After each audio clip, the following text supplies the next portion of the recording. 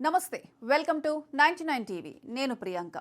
తమిళనాడు రాజకీయాలంటేనే ఒక high voltage suspense thriller cinema ఎప్పుడు ఏ మలుపు తిరుగుతుందో ఎవరు ఎవరికి చెక్ పెడతారో ఊహించడం ఎవరి తరం కాదు సరిగ్గా ఇలాంటి పొలిటికల్ డ్రామా ఇప్పుడు కాలీవుడ్ టు కోటై మార్గంలోనే కనిపిస్తుంది తీవ్ర ఉత్కంఠ నాటకీయ పరిణామాల మధ్య తమిళనాడు సీఎం పీఠాన్ని అధిరోహించిన టీవీకే అధినేత విజయ్ ఇప్పుడు ఢిల్లీ వైపు అడుగులు వేస్తున్నారు రాజ్యసభ స్థానాన్ని కైవసం చేసుకోవడంతో పాటు తూర్పు తిరుచి అసెంబ్లీ స్థానంలో గెలిచి తన పట్టు నిలుపుకోవాలని వ్యూహాలు రచిస్తున్నారు అయితే ఈ పొలిటికల్ గేమ్లో అందరి కళ్ళు ఒకరిపైనే పడ్డాయి ఆమె glamour queen Trisha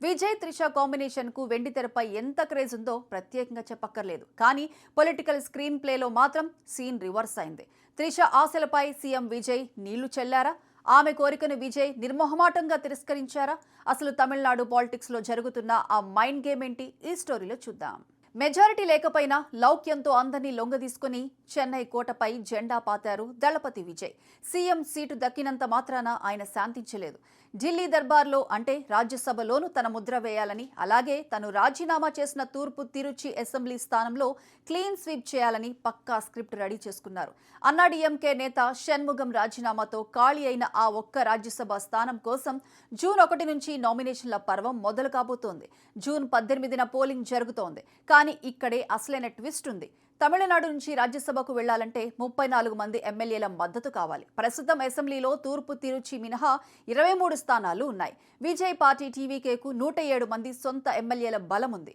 magic figure కు కావాల్సింది మరో 10 ఓట్లు మాత్రమే ఇండియన్ ముస్లిం లీగ్ వీసీకే సిపిఐ పార్టీతో పాటు అన్నాడీఎంకేలోని ఒక వర్గం కూడా విజయ్కి సైలెంట్ గా సపోర్ట్ ఇస్తోంది దీంతో ఈ విజయం విజయ్కు కేక్ వాక్ లాంటిదే అయితే ఈ రాజ్యసభ స్థానాన్ని లేదా ప్రతిష్టాత్మకమైన తూర్పు తిరుచి అసెంబ్లీ సీటును హీరోయిన్ త్రిషకు కేటాయిస్తారంటూ కోలీవుడ్ తో పాటు పొలిటికల్ సర్కిల్స్ లో గట్టి ప్రచారం నడిచింది కానీ సరిగ్గా క్లైమాక్స్ కు వచ్చేసరికి సీఎం విజయ్ తన రూట్ మార్చారు త్రిషకు టికెట్ ఇస్తారన్న వార్తలకు ఒక్క నిర్ణయంతో బ్రేక్ వేశారు తూర్పు తిరుచిలో ఎలాంటి వివాదాలు లేని క్లీన్ ఇమేజ్ ఉన్న ఒక ఉన్నతాధికారిని రంగంలోకి దించాలని విజయ్ డిసైడ్ అయ్యారట ఒకవేళ ఆయన నో చెబితే ప్రత్యామ్నాయంగా మరో ఆఫీసర్ను కూడా సిద్ధం చేసుకున్నారు గతంలో లాల్గుడిలో ఓడిపోయిన కృపాకృష్ణన్ను ఇక్కడి నుంచి నిలబెడతారని అనుకున్నా ఆమెకు నామినేటెడ్ పోస్ట్ ఇవ్వడంతో ఆ లైన్ క్లియర్ అయిపోయింది ఇక రాజ్యసభ సీటును మొదట కాంగ్రెస్ నేత ప్రవీణ్ చక్రవర్తికి ఇవ్వాలని భావించిన